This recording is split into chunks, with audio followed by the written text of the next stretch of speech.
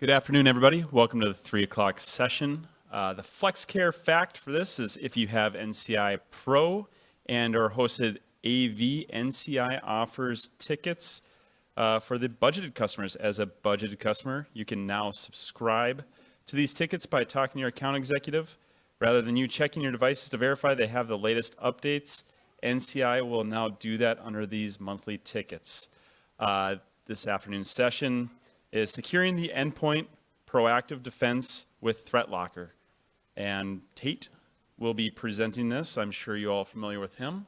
He can kind of give a brief overview of what he does, but go ahead, Tate. Yeah. Alrighty. Boop. Okay, cool. Like Jake said, hi everyone, I'm Tate. I've seen probably some of you in other presentations, or maybe we've chatted before, but just kind of a little brief intro on myself. If you were in my previous one, I added a certification to this one. The product we're talking about today is called ThreatLocker. So I am certified in ThreatLocker. I took their certification for it and did pass. So I thought I'd throw that on that one, but it's kind of a vendor-specific one, so that's why I didn't have it on the other one. But if you know me from outside of that, I kind of eat, sleep, breathe Microsoft. And so I'm very familiar in the 365 stack, but ThreatLocker is a kind of product that goes pretty well with it. Outside of that, I have a picture of my daughter. She was here earlier. So like I said in the previous one, I'm training her early. She's going to be working here probably sooner than later, or at least doing something computer-wise. She's always trying to work for me when I'm at home. Other than that, I like playing video games, tabletop games, anything Nintendo really. And outside of that, we like going to like a Red Hawks game. I'm not a sports guy, so if you ever try and talk sports with me, I'm just going to respond to you as sports ball. Because I don't go to the Red Hawks for the game itself. I just like to be outside, maybe get some drinks, eat the food, and leave my cave now and then. So today we're going to be talking about ThreatLocker. And what that is. But the reason I'm going to kind of back it up a little bit and go to FBI John's presentation that we were talking on, what he was talking about earlier, and that was defense in layers. Again, typically a lot of people have just an antivirus solution. Maybe they have a firewall. And when you think of a standard levels of protection we put into our environments. So I'm going to start this off with a pop quiz as we talk about that defense in layers. I have 3 metrics up here. One metric is the amount of emails that were spam in the year of 2022. One of the metrics is the amount of businesses that suffered a cyber attack and reported it as phishing. And one of them is a metric of the percentage of Americans that think that we live among aliens. So, 48, which metric do you think that goes to? Is it spam, or the email spam? Is that the phishing attack, or is that aliens? Wrong. So in 2022, 48% of all emails that were sent out were spam and or AI generated. So if you kind of think about that in the landscape that we live in today, you get deep into it. A lot of people kind of talk about that. The internet is dying as we know it because most of it is no longer human content. It is AI-generated content. 83%, is that the phishing attacks that were reported or people that we think we live with aliens? It is phishing. So in the UK, in 2023, out of all of the cyber attacks that happened and that were reported, 83% of them were identified as phishing, that someone clicked on a bad link. And last but not least, 1 out of 3 of us in this room believe that we live among aliens. So if you want to raise your hand and out yourself, you can do that now. All right. Okay, so when we talk about ThreatLocker in itself, ThreatLocker's base policy that it lives by is the word called zero trust. And I think if we rewind just a little bit, zero trust was the keyword before AI became the keyword. I feel like all of our security stacks were trying to sell us, zero trust networks, zero trust policies, zero trust endpoint. And then as soon as AI came out, they're like, F that, let's go, AI, Copilot, go. So I want to define what zero trust is because ThreatLocker still talks zero trust. And this is the NIST definition, but to kind of keep it short, is that at the end of the day, you design your environment in the way that you basically believe that it's already been compromised. So if new things come into it, maybe it be a new website, new application, new device, you assume that it's compromised and you do not trust it. So you only whitelist the things that you want allowed in your network. The challenge with that is our attackers are smarter. So as much as we are the good guys and we go to school and we go to these conferences and we take our certifications and we try and get smarter to get better, on the opposite side of the table, the attackers are doing the same thing. They're going to school, they're getting certifications, they're taking these exams, and it's a business for them. The hardest one in all of this is our end users are more involved. Rewind a little bit ago, most people that weren't IT or doing heavy sort of like programming or machinery, like CAD work and that kind of stuff like that, they weren't doing that stuff. They weren't on a computer. They were filing documents. They were getting mail. They were doing more people tasks. But now everything has been computerized, which leaves our networks a little bit more exposed because we have more end users who are not cybersecurity per se aware or even cognitive of the things that they're doing may lead into greater impact. And for most part, our tools that we use traditionally are reactive. And what I mean by that is that we have all these cool softwares. We have ArcWolf, we have Huntress, we have Defender for Endpoint, we have ESET, we have all these different products out there. And they are, for the most part, either behavioral-based or signature-based.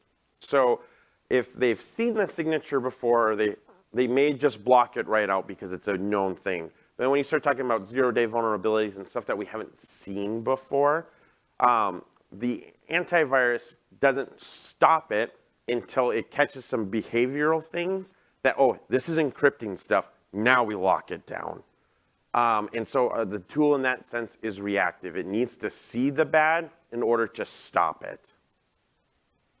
So that's where ThreatLocker kind of comes in and accepts that challenge. So what is ThreatLocker? ThreatLocker is a lot of things. It does a lot more than what we're discussing here today. But what we're using it for and recommending it to our clients, it breaks down to three main things. Becomes an application whitelisting software. So basically, you can take all the known apps that you want in your environment, whitelist them. Anything new that enters your environment, it will not even execute or run. The second main thing that it does is ring fencing. So we have these now good known applications that we think are important. We have them. We have Excel, we have Word, we have Chrome. They're known good applications, but those known good applications can be used and abused. Excel can call command prompt and start doing nefarious things. Chrome can install an extension and start doing nefarious things. And so we want to be able to let our known good applications run, but we also want to put constraints on them so they are not able to do things that we're not expecting. And finally is elevation control. So it can help and assist with elevation of your end users. Basically, if they have applications or processes that they need to run as a local admin. Our IT do not want to make people local admins, but this gives us the ability to let them do some administrative functions based on policies that we kind of create, and we'll kind of deep dive that in a little more. So we're going to start with application whitelisting. Application whitelisting is not new. Microsoft has had something built into Windows Server, Windows OS for a very, very long time called AppLocker. If you've ever tried to deploy AppLocker, I have. It's not fun. You as the IT professional need to take all of your programs. You need to run it basically in kind of like a PowerShell. It'll gather the hashes. It'll gather the certificate if there is one, and it puts it into a little package. And then you need to push that package out via GPO, and we all know that works 100% of the time, every time. And then once those packages are out to all your machines, you then have to do more GPO to say this can run, anything else cannot run. Once you have that all set up and configured, you don't ever have to touch it again. Wrong. The app updates, the hash changes, you put a new app in, you have to repackage that through that PowerShell, get those cab files, push them back out with GPO, wait for it to become on all available computers, and then you can hit the lockdown button again. So it just became a very, very hard thing to maintain. And it's not any IT person's best friend because you would basically kind of have to sleep, live, and breathe AppLocker if you want to maintain it in a employee positive experience. ThreatLocker kind of tackles this and handles it for you.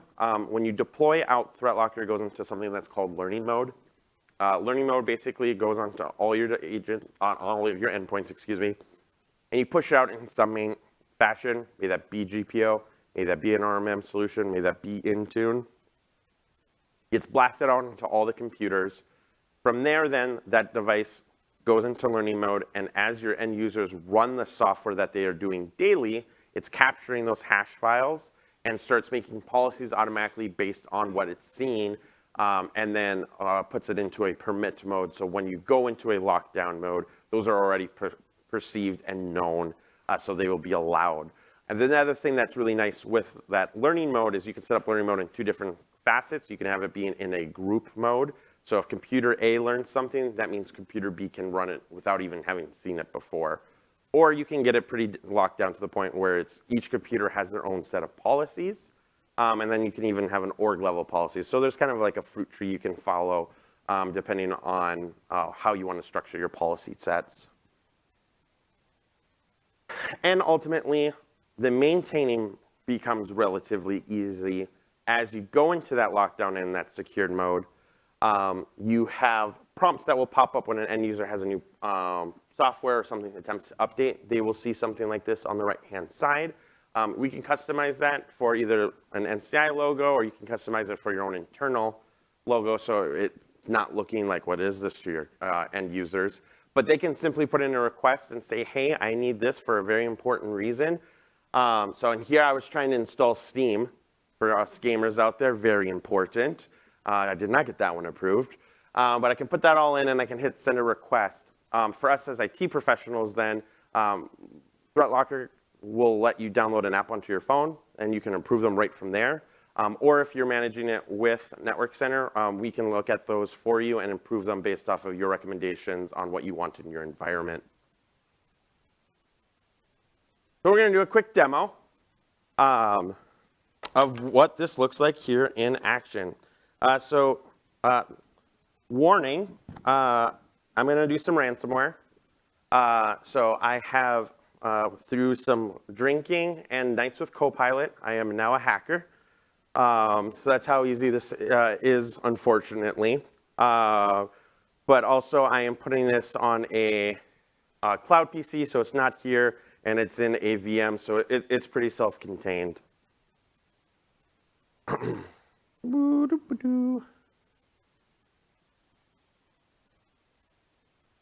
All right. So,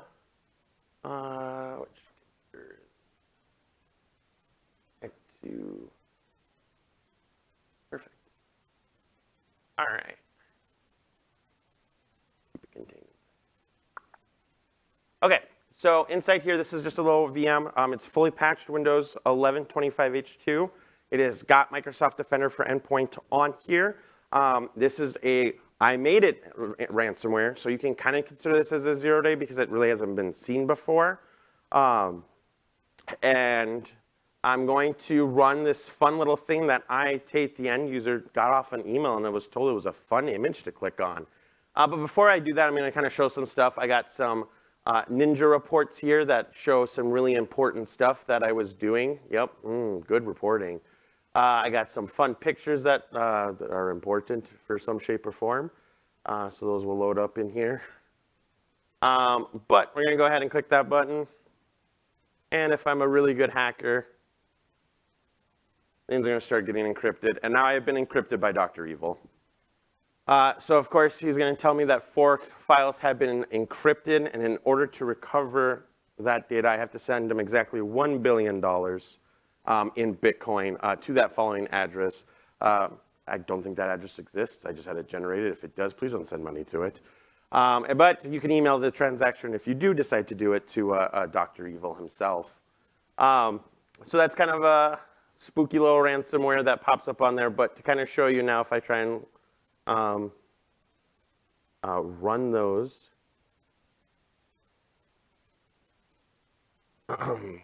documents now, a little JCrypt on them, so they're no longer really usable. So if I try to launch, there, good. Yep, there you go. It's a good old gargly boop. So now the files are no longer usable. So now here on my cloud machine, I have ThreatLocker running. This is my work thing, so I'm doing stuff on it apparently. And I'm going to attempt to run it here on the machine itself.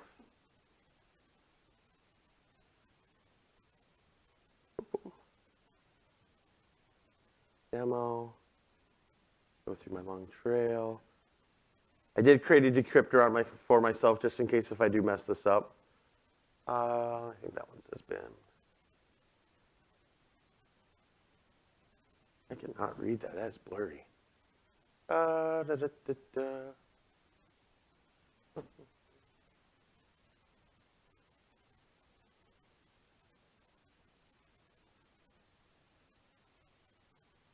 Oh, yep, I clicked on the wrong one. Sorry about this, guys. I did not expect it to be this blurry. Boop, boop, boop. All right, so I'm going to go ahead and run Dr. Evil here on it.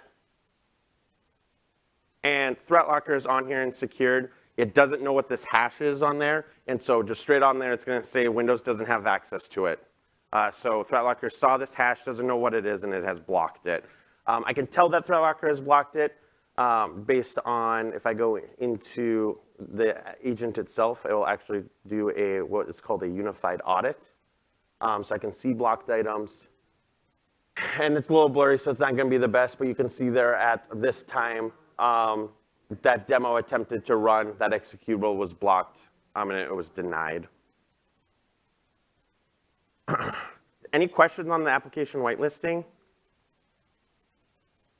No? Okay, cool. We can go ahead and flip back.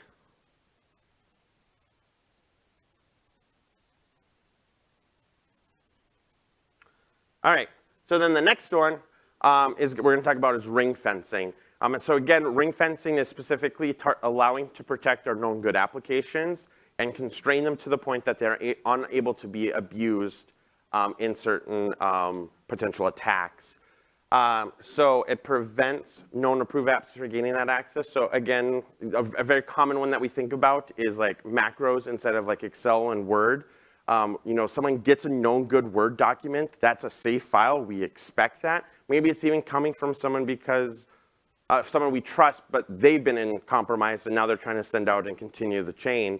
So I get this invoice and it tells me to click on and run this, and then that actually runs an executable in the background, calls PowerShell, starts exfiltrating data, that kind of stuff like that. So it prevents our known good applications from having that extra access. It also lets us protect powerful admin tools from our end users as well. So they're unable to pull up like command prompt and PowerShell and stuff like that. So I can say IT people can do that because I hopefully trust them. And they're not just co-piloting everything before they run it. They test it first. But then we can make sure like our end users aren't accidentally running command prompt or PowerShell and those kind of things on there. And then we can create custom rules though, because there are going to be those environments where you need to do a macro because Sally is doing something in Excel and we don't know how to do it without using this macro. And so we can allow custom rules saying that, yes, Excel can maybe run command prompt as long as it's talking to this server and it's being called by this specific file.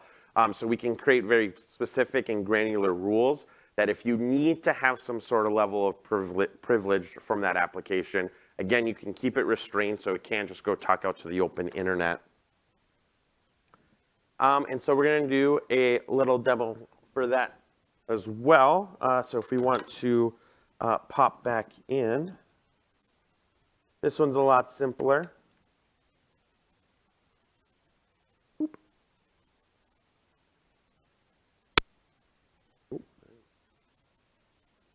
All right. I got my Excel sheet here. I'm going to attempt to run this macro.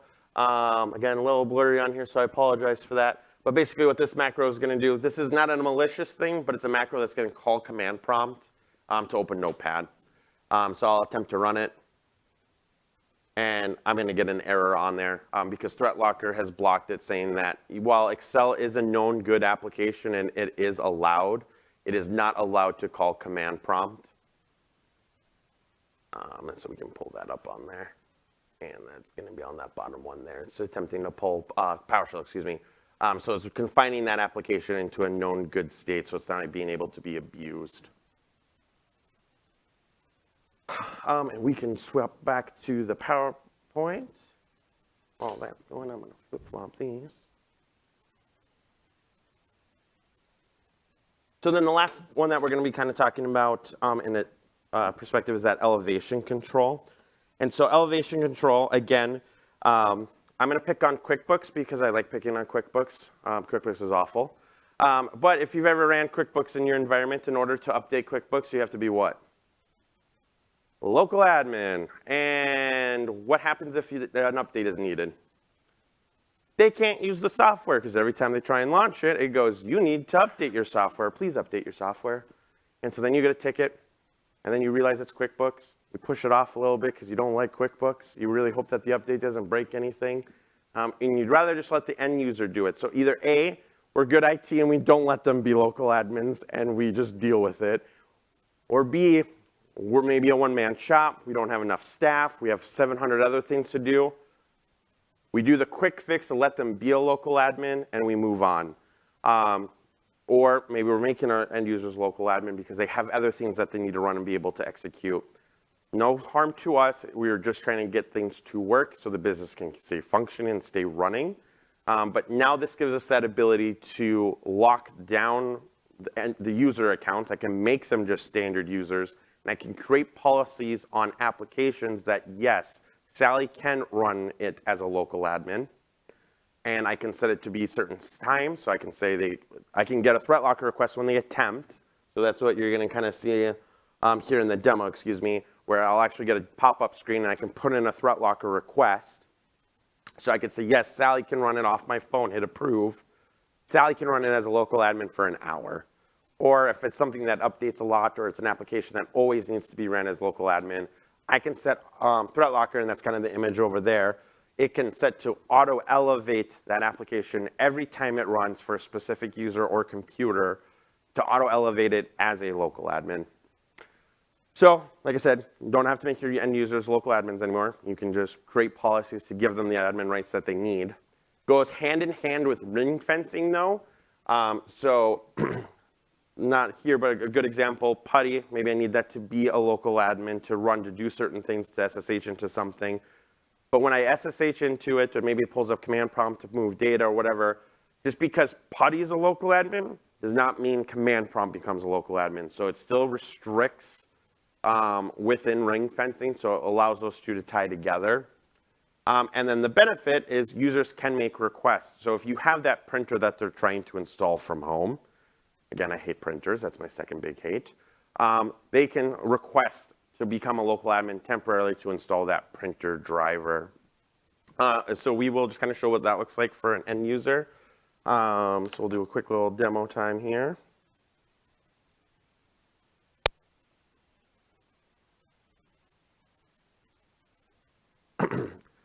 So my example here, I'm just going to attempt to run the media creation tool. It's a safe thing to do. I'm just trying to get a Windows ISO created.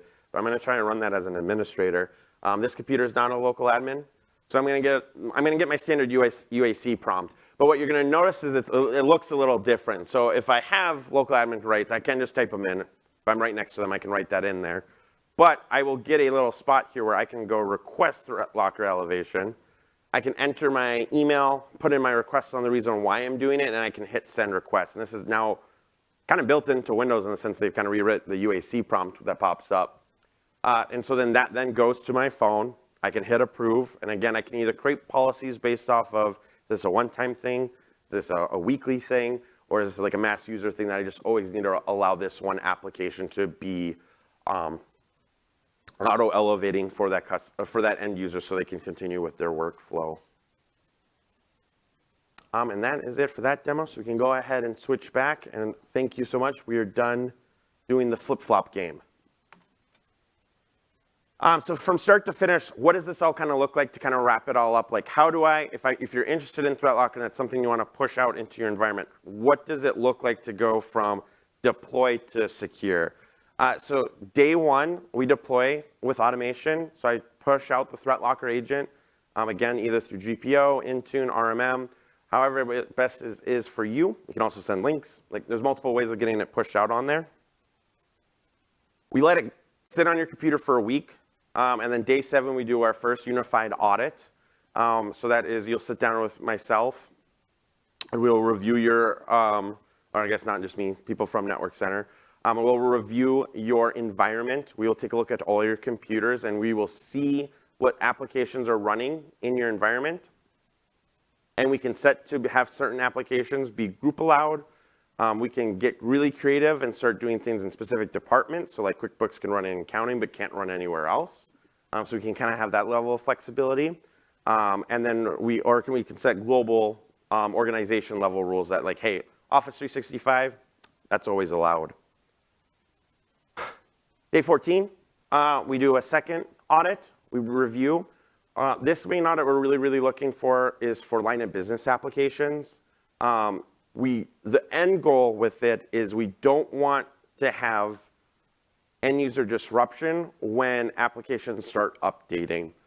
So we start doing custom rules. We call them future proofing, where we will, instead of going by hash, we can say that, I'm going to use Adobe as an example because they're pretty good at signing their stuff. I can say anything that's run with an Adobe certificate, always allow it. So if you have a really good software vendor that does good programming and they sign all their files, that's an easy way to future-proof it. If you don't have a perfect software vendor that is an amazing programmer, you can do other things like by path and process. So I can say that the Adobe executable can update if it's coming from this path and it's running this service. So I can get granular like that. So then it will just allow those files to update and not have to worry about that the hash is changing. From there then, day 21, we do one more audit, validate there's nothing else too crazy, and then we secure your environment. And then from there, you are in secured mode, and you're just in the maintenance mode. So as new applications come in, you'll get those requests. You'll create more custom rules or future-proofing rules for new apps that come into your environment. Something that I kind of don't talk about it in the slides there, but ThreatLocker themselves maintain some built-in applications. So Office 365 is a good example. You do not need to worry about that because they are maintaining that library of hashes. So as Office updates, they are working with Microsoft to get those prior to launching. So you don't have to worry about creating those rules. And there's hundreds of apps that they do that with, from NetExtender to Adobe to Chrome. So like your normal base apps that you think of every single day, you don't really need to do it in a management way of gathering those hashes. It's more your line of business apps that we're really focused on. And then as new apps and software come into your environment, you can temporarily return on install mode or learning mode. You can install that application, learn it, capture those hashes, push out the policy super quickly, and then as other computers in the organization attempt to run it, they won't get a prompt. It'll just install as intended. And you can make a quick policy, like if it needs to be run as local admin, you can push the executable out to the end user in some shape or form, and you can set a policy to allow it and run it as an admin so you don't have to like physically go to each workstation. Another really cool thing that you can do with it as well is as new applications come in for requests, let's say there is Dr. Evil trying to send you a fun little executable to launch. Instead of trying to run it on a computer and see if it goes boom, ThreatLocker will actually take that file, spin up a VDI instance for you, push the file into it. You can run it there. It does virus total in live action. It does registry monitoring. It does firewall rule monitoring. Like it'll show you everything that that executable or that MSI file is attempting to do. It obviously goes boom. It's VDI, you don't have to worry about it, life is good. But if it is now a known good application, you can tell it inside of the VDI environment to say, yep, I like that. It'll gather all those hashes and push out the policy. So now when end users attempt to run that new software in your environment, it's already learned and mapped. And with that, any questions on anything kind of ThreatLocker, application whitelisting, elevation control, ring fencing? I got candy. No one's wanted candy in my previous one, so yeah.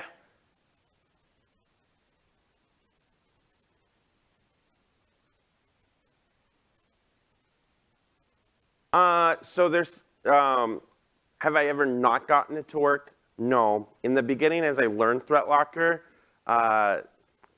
depending on how you're pushing it out, if you have like it on all your workstations and all of your servers, things that you're running, like I might be running a file from an end user computer, but that file resides and lives on the server. So you need to mentally know that the hash is actually coming from the server, and you need to make the policy on the server side in order to run.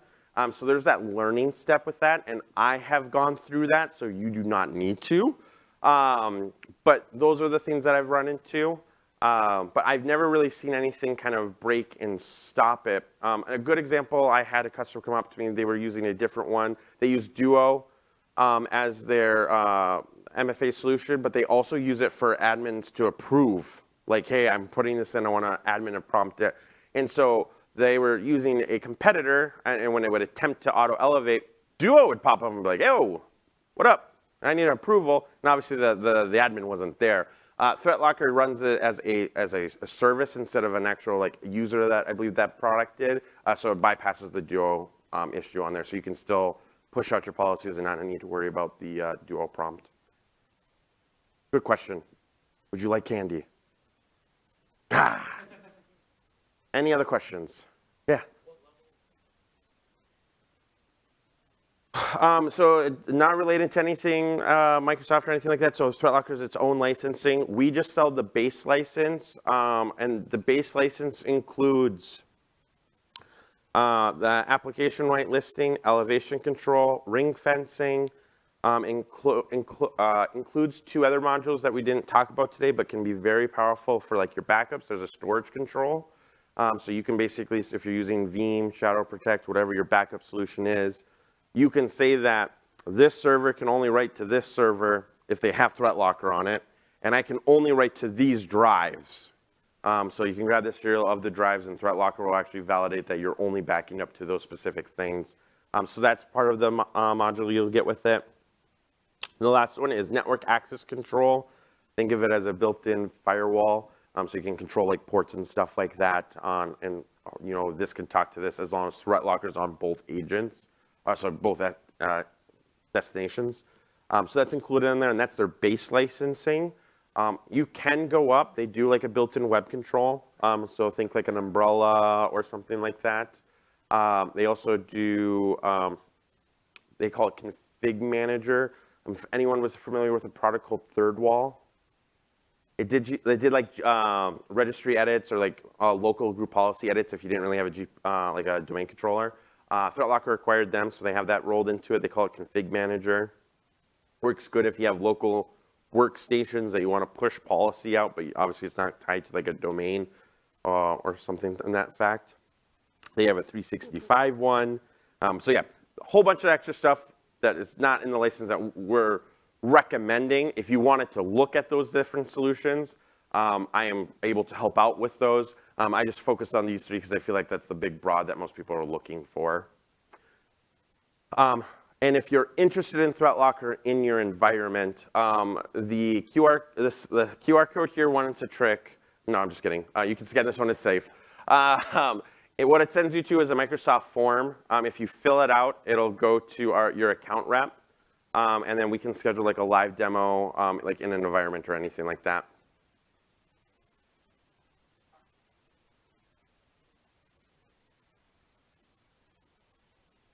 Mm-hmm.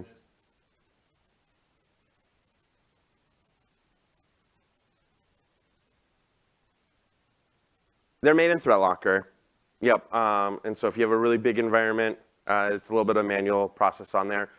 You can, with that being said, you can automate it in some sorts.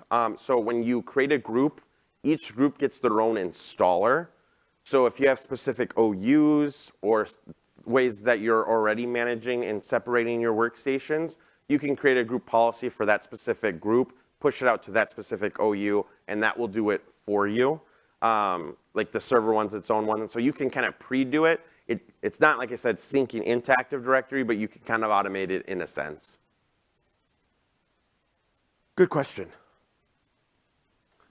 Any other questions?